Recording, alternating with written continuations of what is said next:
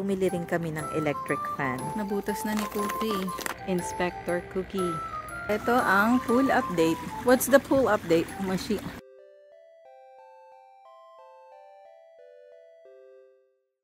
Nagpunta kami sa Rona kasi kailangan ko pa ng marami pang lupa dahil nagtatanim-tanim pa ako. At bumili rin kami ng electric fan. Ayan. Electric fan. May ceiling fan kami sa baba.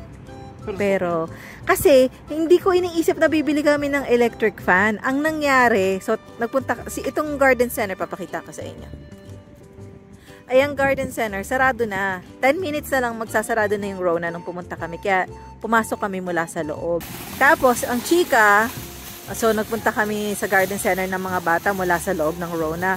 Pagka pasok namin uli sa loob, ang ramdam namin yung buga ng hangin, tapos may electric fan pala, special by $24.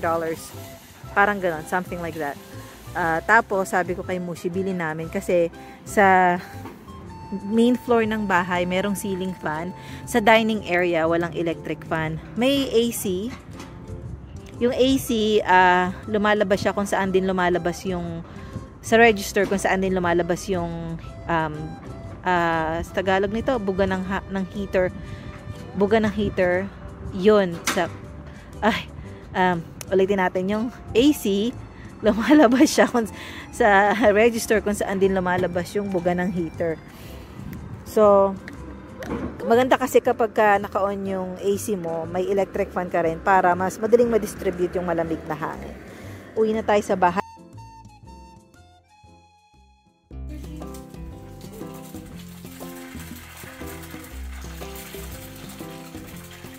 These are like the worst one I've ever opened.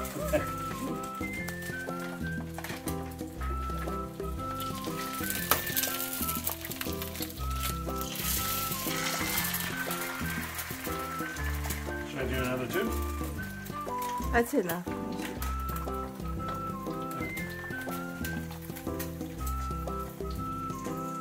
Are you making this inside out? No, I'm gonna make it swizzle. A what? Swizzle. What is this? What's a swizzle? You'll see it. Is it? It's not a common style. But it's good. Oh, it's hard to do. No, it's easy. Watch. This is a swizzle. I'm gonna show you a swizzle. Come here. This is a swizzle, just like this. So the only thing you do is run and do it, and that's it. Yeah, that's a swizzle rig. Then what do you do? Squish it all? Make sure that you don't do that. No. You just leave it the way it is, but it's actually cooking really fast. So.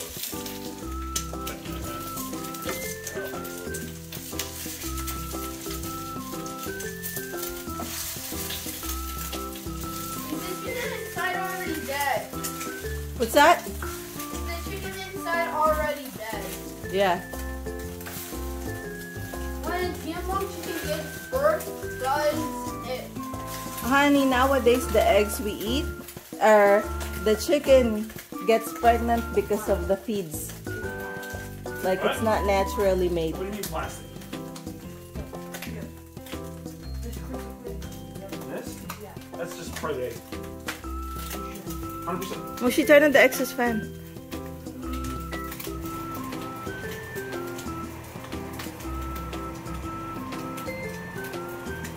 Boom. Oh. That was stupid because different things. She doesn't care. Look. Why is this not a popular style? No one knows it. Is it only the... Why nobody knows of it? It seems pretty easy to do. There's a piece of egg that has fallen.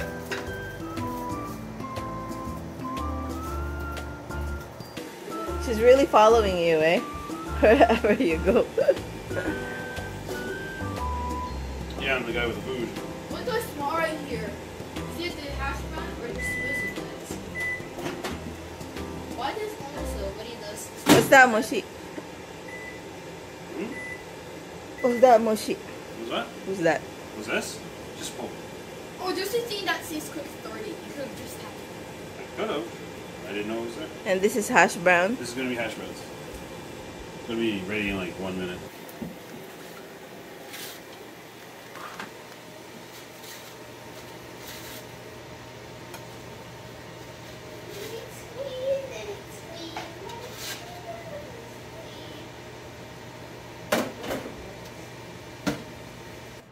At eto na ang mga niluto ni Mushi. Ang swiveled egg, hash brown at pogo. Yung hash brown mainit-init pa.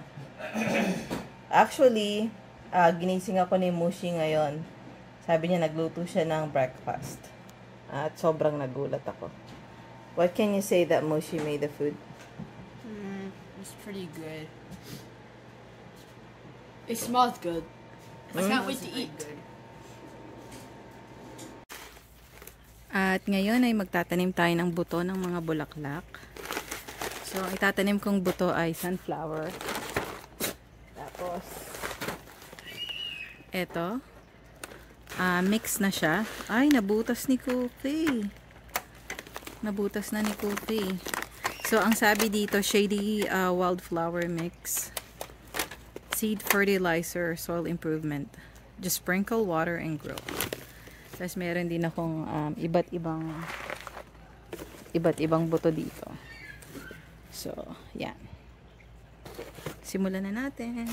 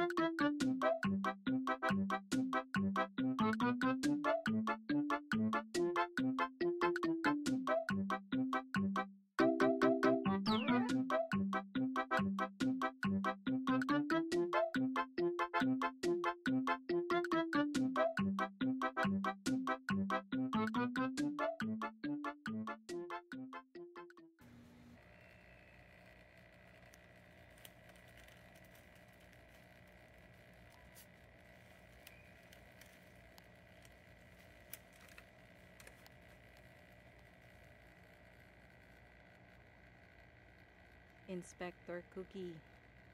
Ini-inspect niya lahat ng halaman na isa-isa. Cookie! Inspector talaga siya. Cookie! Cookie! ay, Cookie! Cookie! Cookie, now! Shh. Cookie, move. Move, move, move, move. Move. Move, Cookie, move. Move.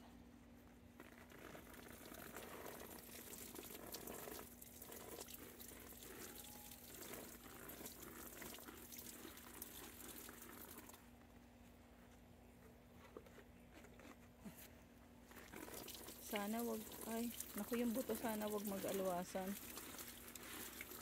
Nasobrahan yata sa dilig. Sana wag matanggal yung buto. Nasobrahan yata sa dilig. Sana wag matanggal yung buto. Ay, bukas na lang uli. At diligan na natin yung sili. Bago ko diligan yung sili, gusto ko lang ipakita sa inyo na meron ng mga bunga yung sili. Ito yung sili na binili natin sa Walter's Garden Center. At magpapatubo pa tayo ng maraming sili dahil para sa dahon. So, etong mga to, nakalimutan ko siya. Di ba pag maliit pa lang yung sili, dapat putulin mo na yung usbong para magsanga-sanga. Nakalimutan ko sa kanyang gawin yun. Pero may mga tawag dito, ganun na siya, bulaklak. So, diligan na natin. At habang tayo'y nag-gardening, it's chika time! Kung wala kang kachikahan, magchikahan tayo! At kamusta naman po kayong lahat? Sana ay nasa maayos kayong kalagayan. At magkatulad ba tayo na may pinagdadaanan? Try natin tong daanan. At sa mga katulad nating mga kababayan na humaharap ngayon sa pagsubok, alam ko naman na ang bawat tao, bawat sa atin, isa sa atin ay ganun talaga, may mga problemang hinaharap. Iba-iba man ang ating mga problema. Alam ko, mahirap, pero kakayanin natin to. Siyempre, unang-una sa lahat, ipagdasal natin sa Panginoon. Humingi tayo ng katatagan na maharap natin tong pagsubok na to. At hingi tayo ng, higit sa lahat, linaw ng pag-iisip. Linaw ng pag-iisip para makita natin ang ganda sa oras na yon kung bakit mo yung pinagdadaanan. Dahil lahat ng bagay sa buhay natin na dumadating ay merong rason kung bakit yan nandiyan. So, kapit tayo sa Panginoon, hingi tayo ng katatagan ng loob at linaw ng pag-iisip, hingi rin tayo ng guidance at liwanag sa ating tinatahak. At syempre, hanap din tayo ng mga bagay na magiging produktibo para sa atin.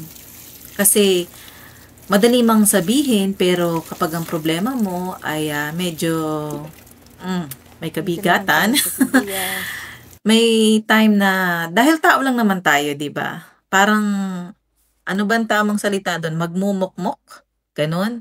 Yung bawat araw mo, hindi mo masyadong feel na gumalaw-galaw.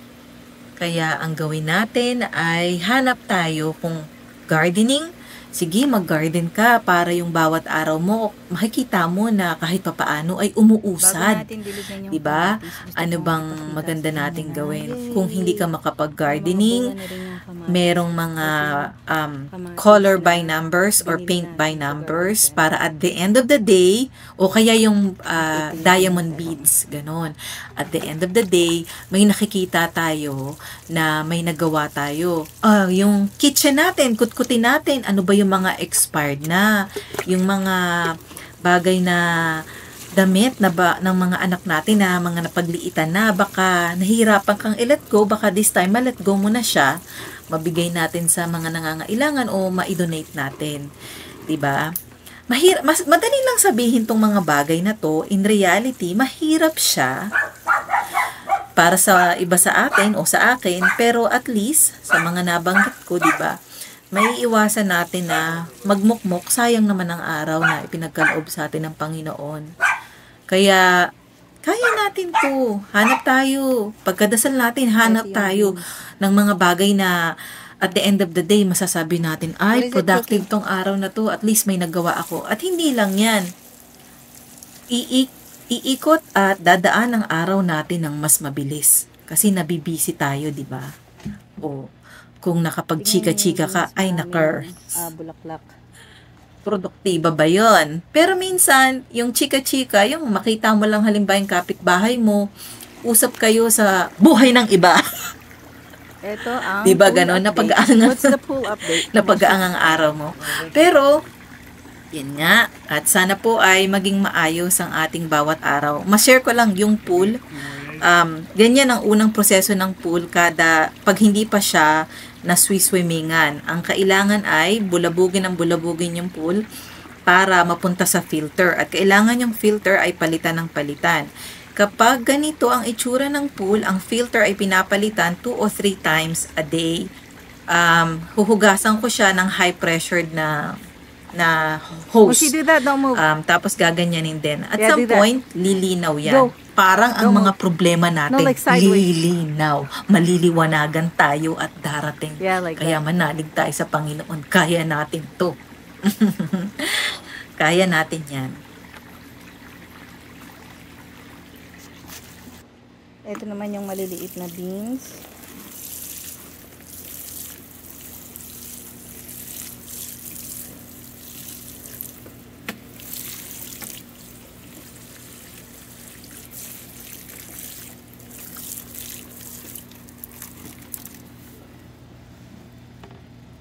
Meron talagang kumakain sa beans. Ayan. nagbubutas-butas yung dahon.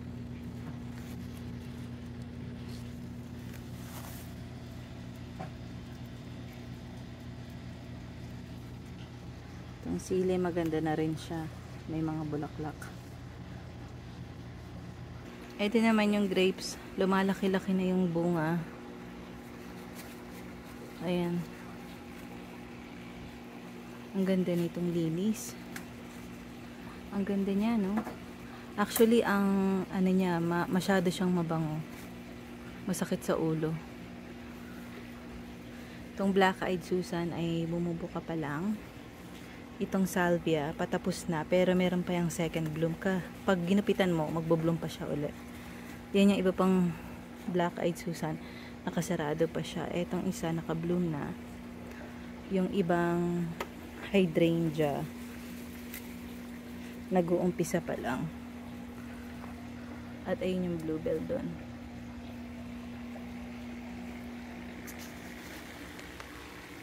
Diligan na natin.